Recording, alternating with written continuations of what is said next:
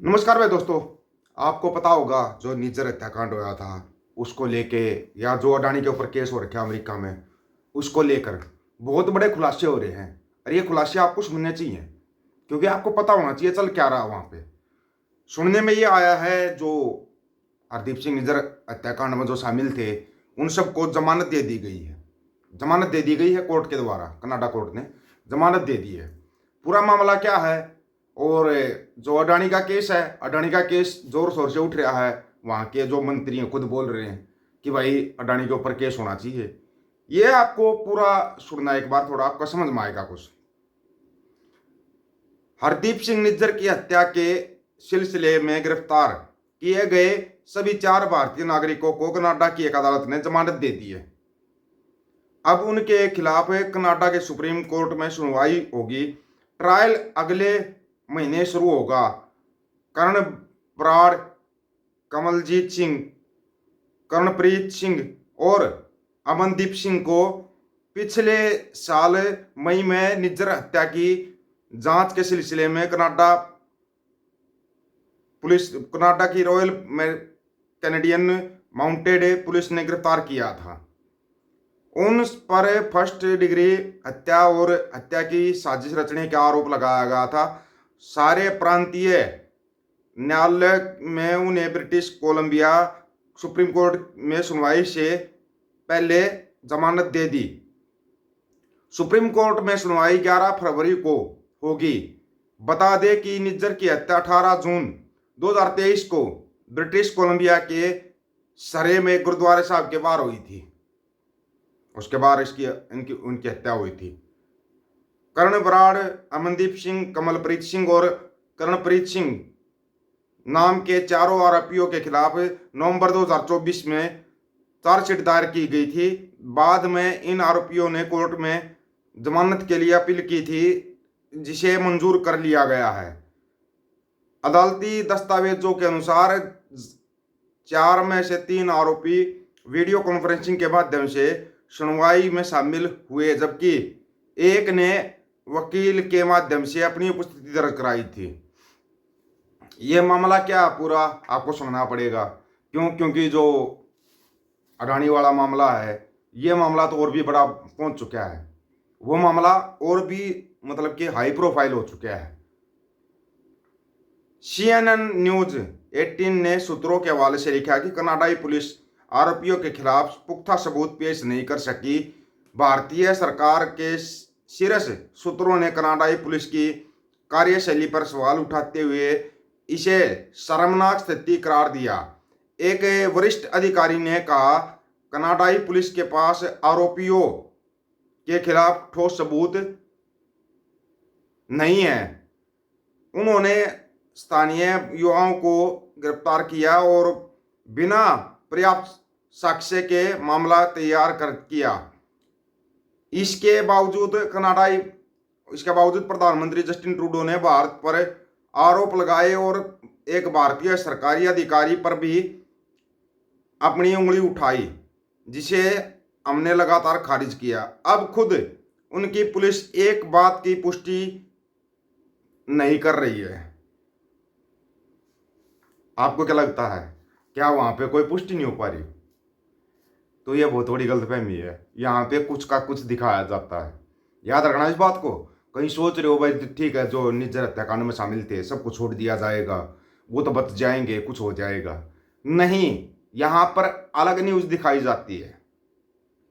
भारत और कनाडा के बीच संबंधों में पिछले साल से काफी तनाव देखा गया। भारत ने बार बार कनाडा में उग्रवाद, हिंसा और भारत विरोधी गतिविधियों पर गहरी चिंता व्यक्त की है और वहां की सरकार इस पर कार्रवाई करने का आग्रह किया। जस्टिन ट्रूडो ने खालिस्तानी आतंकवादी हरदीप सिंह निज्जर की हत्या में भारत की संलिप्तता के विश्वसनीय आरोप लगाए थे।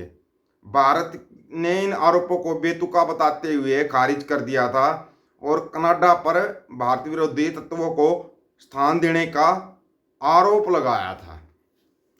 यह आपको ही पता होगा। यही आरोप जब उसके अमेरिका ने लगाए, अमेरिका ने बोला कि भाई आप लोग पन्नू की हत्या करना चाहते हो, इसमें हमारे पास पुख्ता सबूत है। तो वहाँ पे हाँ कर ली गई थी, वहाँ पर हाँ कर ली गई थी। भाई ठीक है, जो भी पन्नू के साथ होया है उसकी हम जांच कमेटी बिठाएंगे और इसका मामले का देखेंगे जो भी होता है। अडानी मामले को लेकर अमेरिकी सांसद ने उठाए सवाल, कहा इससे भारत अमेरिका के संबंधों को नुकसान होगा।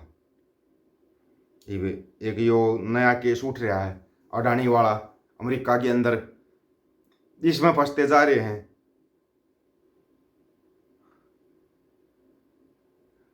हाउस जुडिशरी कमेटी के सदस्य और सांसद लॉन्स गुडेन ने कहा भारत एशिया प्रशांत क्षेत्र में अमेरिका के सबसे मजबूत सहयोगियों में से एक है। न्याय विभाग का उन संस्थाओं को निशाना बनाना और जो अरबों डॉलर का निवेश करती हैं, अमेरिकियों के लिए हजारों नौकरियां पैदा करती हैं, दीर्घकाल में अमेरिका को ही नुकसान पहुंच सकता है।